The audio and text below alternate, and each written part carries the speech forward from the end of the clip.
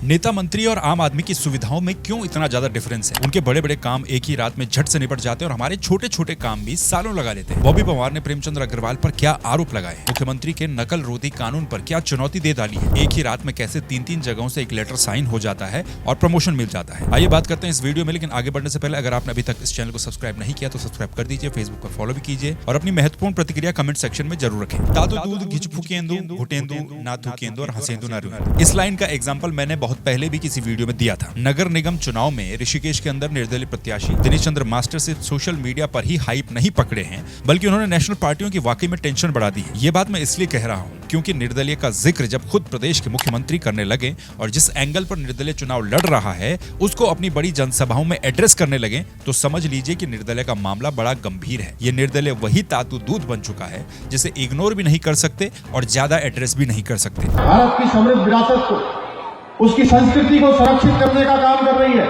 वहीं दूसरी ओर कांग्रेस है, निर्दलीय लोग हैं जो सनातन धर्म को लगातार नीचे गिराने का काम कर रहे हैं, अपमान करके। अगर दे दिया, निर्दलीय को दे दिया या कांग्रेस वाले को दे दिया, वो भी यही कहेगा कि अरे मेरी तो सरकार ही नहीं है, मैं कैसे करूं मैं। कल उत्तराखंड के मुख्यमंत्री और भाजपा के सबसे बड़े स्टार प्रचारक पुष्कर सिंह धामी की एक जनसभा ऋषिकेश नगर निगम में हुई, जहां उन्होंने अपनी पार्टी के मेयर प्रत्याशी शंभू पासवान के लिए वोट मांगे। इस रैली में जाहिर सी बात है कि उन्होंने अपने कामकाज भी गिनवाए होंगे, लेकिन विपक्षियों पर निशाना साधने के क्रम में कांग्रेस के साथ साथ निर्दलीय शब्द का भी जिक्र किया। एक नहीं बल्कि 2 बार किया। जातिवाद क्षेत्रवाद से उठ करके वोट करने की अपील की। मतलब ये तय है कि मुख्यमंत्री और भाजपा को भी पता है कि ऋषिकेश नगर निगम में कांग्रेस तो सामने है ही है विपक्ष में, इसके साथ ही यहाँ उन्हें निर्दलीय दिनेश चंद्र मास्टर से भी निपटना है और उनसे जो खतरा भाजपा को या फिर भाजपा के प्रत्याशी को है वो भी वो महसूस कर रहे हैं। ये तो थी एक बात। अब दूसरी बात इसी से ही लगभग जुड़ी हुई है। बेरोजगार संघ के अध्यक्ष बॉबी पवार, जो कि इस चुनाव में कई जगहों पर जाकर के निर्दलीय प्रत्याशियों के समर्थन में प्रचार प्रसार कर रहे हैं। ऋषिकेश में भी वो दिनेश चंद्र मास्टर का समर्थन कर रहे हैं। बॉबी पवार ने कल सोशल मीडिया पर एक वीडियो पोस्ट किया। इस वीडियो में बॉबी पवार ने मेनली 3 मुद्दों पर बात की है और भाजपा सरकार के साथ ही उनके कुछ नेताओं पर गंभीर आरोप भी लगाए हैं। ये 3 मुद्दे क्या है? पहला, नकल रोधी कानून पर जो मुख्यमंत्री का दावा है, क्या वो दावा झूठा है? दूसरा, बीजेपी के प्रदेश अध्यक्ष महेंद्र भट्ट पर उन्होंने कुछ बातें बोली हैं और ऋषिकेश के एक रिजॉर्ट का जिक्र किया जिसके लिए कुछ दिन पहले कैबिनेट मंत्री के पुत्र पर पेड़ों को काटने का आरोप लगा था। और तीसरा पॉइंट बॉबी पवार ने बताया कि कैसे कैबिनेट मंत्री प्रेमचंद अग्रवाल की पुत्री के प्रमोशन के लिए फटाफट एक ही रात में 3-3 लेटर साइन हो जाते हैं। यहाँ सवाल ये भी उठाया गया कि गरीबों के बच्चों और मंत्रियों के बच्चों में कितना अंतर होता है, आम आदमी और वीआईपी आदमी में कितना अंतर होता है। अब मैं डिटेल्स आपको बताता हूँ जो बातें उन्होंने कही हैं। पहले उन्होंने 1-2 छोटी मोटी बातें कही। बॉबी पवार ने आरोप लगाया कि ऋषिकेश में भाजपा अपने प्रत्याशी शंभू पासवान को सोने का अंडा देने वाली मुर्गी के रूप में देख रही है, इसीलिए जहां से चारों धामों के द्वार खुलते हैं यानी कि ऋषिकेश में, वहां उनको बिठाना चाहती है, यानी कि शंभू पासवान को बिठाना चाहती है। दूसरी बात बॉबी पवार ने कही मुख्यमंत्री के भाषण से निकले एक लाइन के ऊपर। सीएम कई जगहों पर इन दिनों कह रहे हैं कि दूसरों को वोट देंगे तो काम नहीं होंगे, क्योंकि वो ये बोलते हैं कि हमारी तो सरकार है नहीं, हम काम कैसे करेंगे, और जिस पार्टी की सरकार है उसको वोट दोगे तो काम होगा। इस पर बॉबी पवार ने कहा कि या तो मुख्यमंत्री ने लोकतंत्र नहीं पढ़ा या फिर उन्होंने राजनीति विज्ञान नहीं पढ़ा। अब पहला बड़ा पॉइंट जो उन्होंने कहा वो है नकल रोधी कानून। मुख्यमंत्री हर भाषण में ये दावा करते हैं कि प्रदेश में नकल रोधी कानून के तहत सरकार ने नकल माफियाओं की कमर तोड़ने का काम किया है और इस नकल रोधी कानून के बाद 100 से ज्यादा नकल माफियाओं को जेल भेजने का काम किया गया। बॉबी पवार ने खुली चुनौती देते हुए कहा कि भाजपा सरकार का कोई विधायक, मंत्री या कोई प्रवक्ता या फिर खुद मुख्यमंत्री ये रिकॉर्ड दिखा दे कि नकल रोधी कानून आने के बाद क्या एक भी आदमी को जेल भेजा गया, नकल माफिया को जेल भेजा गया, सलाखों के पीछे भेजा गया। जो लोग जेल गए भी थे वो युवाओं के संघर्ष की बदौलत जेल गए थे। जब नकल रोधी कानून अस्तित्व में भी नहीं आया था तब वो लोग जेल गए थे। बल्कि एक छात्र पर तो सरकार ने उल्टा केस दर्ज कर दिया था जिसने ये शिकायत की थी कि परीक्षा के दौरान उसके पेपर की सील टूटी हुई थी। बॉबी पवार के अनुसार ये दावा झूठा है और सिर्फ खोखले भाषण है कि उनकी सरकार ने नकल रोधी कानून लाया और 100 लोगों को जेल भिजाया। मैं ये चुनौती माननीय पुष्कर सिंह धामी, भाजपा के प्रवक्ता, उनके विधायक, उनके मुख्यमंत्रियों को कहता हूं, उनके एक कार्यकर्ताओं को ये चुनौती देता हूं कि वो ये रिकॉर्ड लाएं। नकल रोधी कानून बनने के बाद कोई जेल गया, आप ये रिकॉर्ड खंगाल कर लाएं कि जब नकल रोधी कानून आया उसके बाद आपने नकल रोधी कानून के तहत किसी भी नकल माफिया को जेल भेजा। आप ये रिकॉर्ड लाइए और अगर नहीं ला पाए तो प्रदेश के युवाओं को आह्वान करना चाहता हूं कि इस प्रकार से ये आपको और आपके परिजनों को गुमराह करते रहेंगे। आप सब युवाओं को पता है 100 लोगों को जेल जाने की बारी आई तो ये युवाओं का संघर्ष था और जब तक इनका नकल रोधी कानून बना उससे पहले ये 100 लोग जेल जा चुके थे। बॉबी पवार ने यह भी कहा कि जो अखंड भ्रष्टाचार में डूबे हुए मुख्यमंत्री के सहयोगी मुख्यमंत्री उन्हीं को बचाने का काम कर रहे हैं। अब क्योंकि कल महेंद्र भट्ट भी उसी जनसभा में थे तो उनको लेकर के भी बॉबी पवार ने कुछ बातें कही हैं। उनका आरोप है कि महेंद्र भट्ट ने अपने भाई को विधानसभा में तदर्थ नियुक्ति के माध्यम से लगाया था। जब तदर्थ नियुक्ति वाले बाकी लोग हटाए जा सकते हैं तो फिर उनके भाई क्यों नहीं हटाए जा सकते हैं। और कुछ दिन पहले जिस रिजॉर्ट को बनाने के लिए पेड़ काटने का आरोप कैबिनेट मंत्री प्रेमचंद्र अग्रवाल के बेटे पर लगा था, उस रिजॉर्ट में तो प्रेमचंद्र अग्रवाल के बेटे के शेयर हैं, वो सिर्फ पार्टनर है। इसका मालिकाना हक भी भाजपा के प्रदेश अध्यक्ष महेंद्र भट्ट के पास है। यानी कि ये सभी बड़ी बातें करके आपको आपस में उलझा रहे हैं और खुद बिजनेस कर रहे हैं। वो महेंद्र भट्ट जिसने अपने भाई को विधानसभा के अंदर तदर्थ नियुक्ति के माध्यम से लगाया था, तदर्थ नियुक्ति वाले जब और लोग हट सकते हैं तो महेंद्र भट्ट का भाई क्यों नहीं हटा? इसका जवाब क्या महेंद्र भट्ट जी के पास है? अभी कुछ दिन पूर्व ऋषिकेश में एक मामला हुआ कि प्रेमचंद्र अग्रवाल के लड़के ने अवैध तरीके से कुछ हरे पेड़ काटकर अपना रिजॉर्ट बनाना चाहा या उसमें वो चीजें हुई। पर प्रदेश वासियों को ये समझना पड़ेगा और जहां से महेंद्र भट्ट जी आते हैं चमोली से, उन्हें ये समझना पड़ेगा और ऋषिकेश वासियों को ये समझना पड़ेगा कि वो रिजॉर्ट जो बन रहा था, जिसके लिए पेड़ काटे गए, जिसके लगभग 200 गज की जो भूमि है वो राजस्व की है और हो सकता है वन भूमि भी अलग से हो, वो उस रिजॉर्ट में प्रेमचंद्र अग्रवाल के लड़के के तो केवल कुछ शेयर है, पर वो रिजॉर्ट वास्तव में मालिकाना हक किसका है? महेंद्र भट्ट जी का है। आपको ये समझना पड़ेगा कि आपको आपस में लड़ाकर, ये बड़ी बड़ी बातें कर कर, मीठी चुपली बातें कर कर वोट को डाइवर्ट करेंगे, परंतु आपको ये समझना पड़ेगा कि वो खेला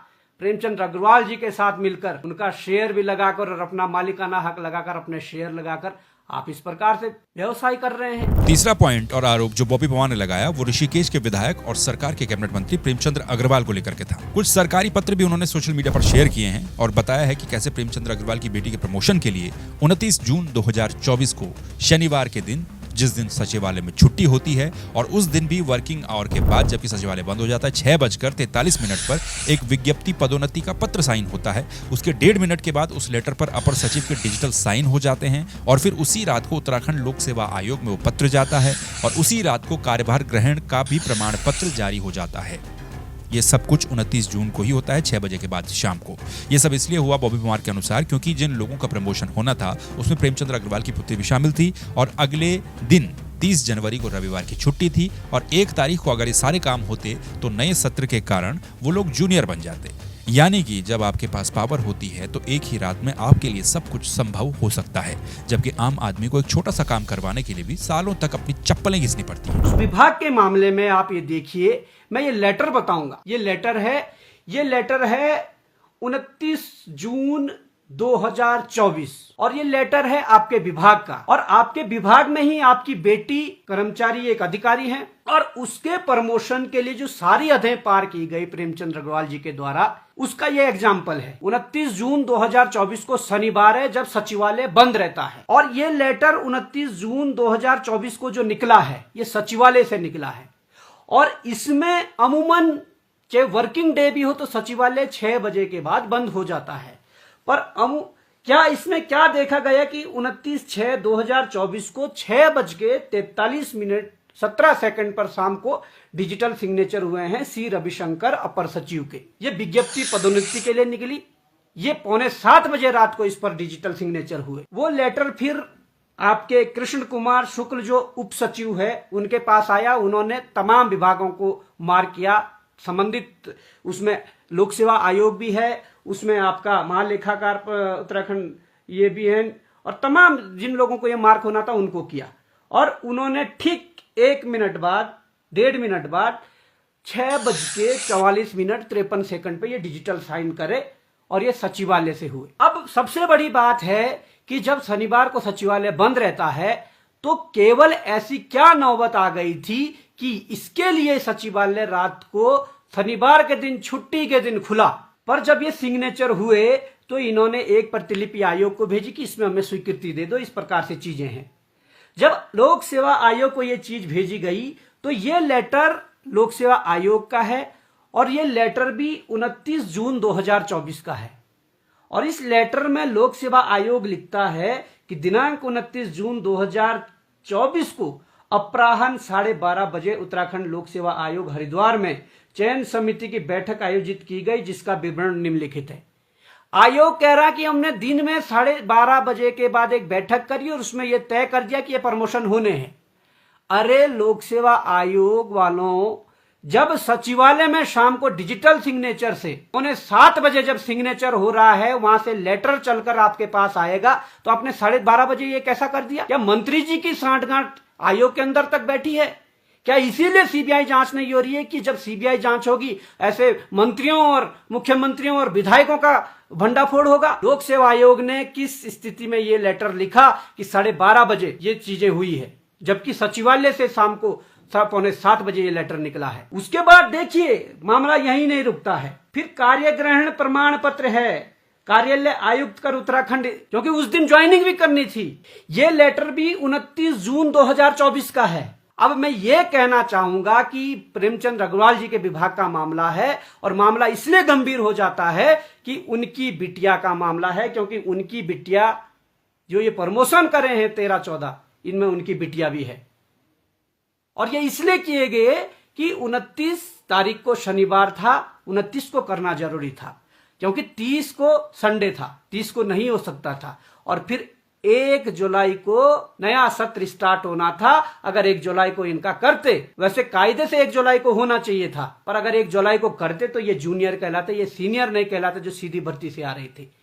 इतना बड़ा खेल आप अपने पुत्र मोह पुत्री मोह में कर दे रहे हो। महेंद्र भट्ट जी प्रेमचंद अग्रवाल जी के लड़के के साथ शेयर लगाकर वहां इतना बड़ा वो राजस्व भूमि के 200 गज कब्जा करके वहां पर कुछ हरे पेड़ काट करके रिजॉर्ट बना रहे हैं। अब मुझे पता नहीं कि बॉबी पवन के इन आरोपों में कितनी सच्चाई है, लेकिन ये भी सच है कि अक्सर होता ऐसा ही है।